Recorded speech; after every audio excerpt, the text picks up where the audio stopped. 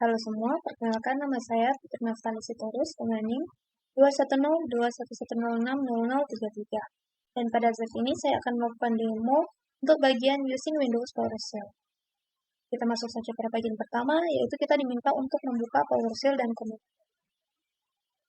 Di sini sudah terdapat Windows PowerShell dan Command Prompt, dan kita diminta juga untuk memasukkan perintah dir pada kedua tempat.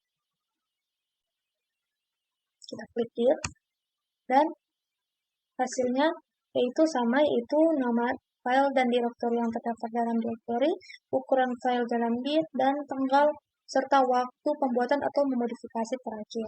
Selanjutnya, kita juga diminta untuk masukkan perintah ping, cd, dan ipconfig pada kedua tempat ini.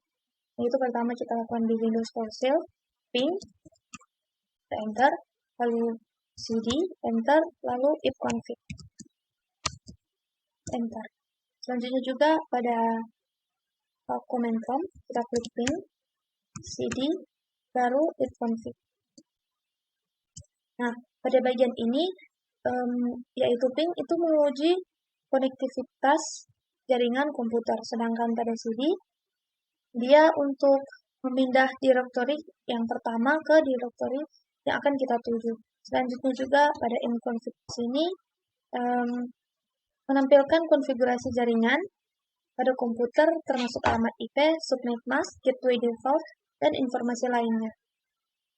Selanjutnya, di sini kita diminta untuk memasukkan get alias dir pada Windows PowerShell.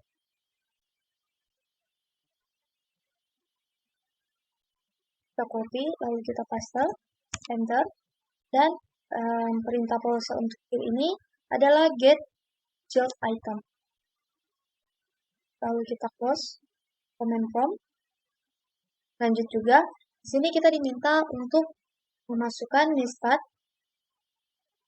h di PowerShell. Kita enter, lalu pada kita masukkan juga netstat l. Kita enter. Selanjutnya juga hasilnya akan sama. Lalu di sini IPv4 gateway adalah alamat IP dari perangkat jaringan yang menghubungkan jaringan lokal dengan jaringan eksternal seperti ini. Selanjutnya kita diminta untuk membuka second PowerShell dengan cara kita cari di sini, lalu kita klik kanan, lalu kita lakukan dengan kita klik run as administrator.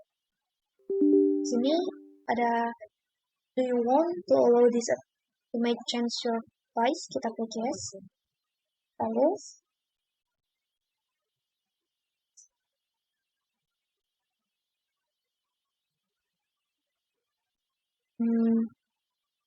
di sini kita diminta untuk masukkan netstat admin. Di sini kita enter V dan kita enter. Lalu hasilnya akan seperti ini. Dan selanjutnya juga kita diminta untuk membuka task manager. Membuka task manager, lalu klik bagian terus. Setelah itu kita klik fit. Di sini fitnya akan berurutan, lalu kita diminta untuk pilih satu untuk dijadikan contoh. Ini saja, kita klik kanan, lalu kita buka bagian properties. Nah, pada bagian properties ini terdapat informasi tentang proses yang terkait dengan fit tertentu, termasuk nama proses, fit, pengguna yang menjalankan proses, serta penggunaan sumber daya CPU dan memori. Dan sedangkan pada kotak dialog properties yang terbuka setelah mengklik kanan tadi, terdapat informasi lebih lanjut seperti lokasi file proses, parameter yang digunakan saat menjalankan proses, serta detail lainnya tergantung pada jenis proses yang dijalankan. Setelah itu, kita bisa close saja. Lalu kita diminta untuk membuka file recycle bin. Kita juga diminta untuk memastikan bahwa ada file yang terdapat di dalam recycle bin. Karena di sini kita akan meremove atau menghapusnya dengan cara pada PowerShell, kita klik atau kita masukkan perintah yaitu clear recycle bin, lalu kita enter. Di sini kita ditanya bahwa kita akan benar-benar akan menghapus atau meng-clear file-file yang ada di recycle bin. Jika ya, kita klik ya, kita enter, lalu tadi ada timbul biru proses, lalu kita buka ulang file recycle bin. Di sini this file is empty, berarti kosong dan tidak error. Jadi sekian pada bagian using Windows PowerShell. Mohon maaf jika ada salah kata. Terima kasih. Perkenalkan, nama saya Putri Naftali Sitorus dengan NIM 2102110600033. Dan pada saat ini saya akan melakukan demo pada bagian lab Windows Task Manager. Dan baik, kita masuk saja pada bagian yang pertama, yaitu kita diminta untuk membuka command prompt dan browser. Di sini saya menggunakan Microsoft Edge. Dan di sini ada command prompt. Dan selanjutnya kita diminta untuk membuka Task Manager. Dan pada Task Manager di sini kita bisa melihat more details. Lalu juga kita di sini memiliki 3 kategori proses, yaitu aplikasi, latar belakang proses, dan Windows proses. Nah, selanjutnya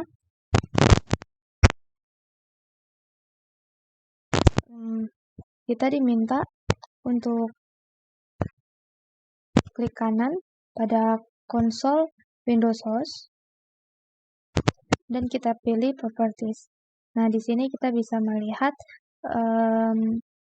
lokasi file, yaitu di C Windows System, dan nama file itu conhost.exe. Nah, selanjutnya ketika jendela command prompt ditutup, proses Windows Command Prompt dan konsol Windows Host yang terkait akan dihentikan atau ditutup. Jadi kita coba, kita X, close, maka konsol Windows-nya akan hilang. Dan selanjutnya, saat kita klik memori di sini, yang awalnya ukurannya berbeda-beda, maksudnya tidak berurutan, bisa jadi berurutan dari terkecil atau sampai ke terbesar, atau sebaliknya. Selanjutnya, sini kita diminta untuk klik kanan pada memori, lalu kita pilih ke resource values, pilih memori, lalu kita pergi ke percent. Nah, di sini kolom menampilkan penggunaan memori dalam nilai persen. Selanjutnya di sini proses dengan cara membantu administrator dalam menentukan layanan apa yang mungkin menyebabkan masalah memori dengan menunjukkan beberapa banyak memori tersedia yang digunakan oleh setiap layanan. Lalu pada Task Manager ini kita bisa klik pada name agar dia pindah ulang. Bisa berurutan. Lalu kita double klik pada Microsoft Edge. Klik. Dan yang terjadi adalah jendela browser web menjadi aktif dan Task Manager diminimalkan. Selanjutnya, saat kita klik kanan pada Microsoft Edge dan kita end task, maka Microsoft Edge atau aplikasinya akan tertutup. Kita lanjut juga pada bagian yang ke-9, yaitu kita diminta untuk klik pada service. Dan di sini statusnya ada 2, yaitu stop dan running. Kita klik juga pada performance dan di sini ada CPU. Kita bisa melihat threads-nya yaitu 1800-an, di sekitaran 1800, dan ada proses running-nya yaitu 179, 78 atau 79. Selanjutnya di bagian memori ada total physical memory yaitu 8 GB dan ada juga available physical memory yang berada di 500 sampai 600 MB. Ada juga yang di how much physical memory yang terpakai, yaitu 3,3 GB. Jadi dia berubah-ubah semaunya dia.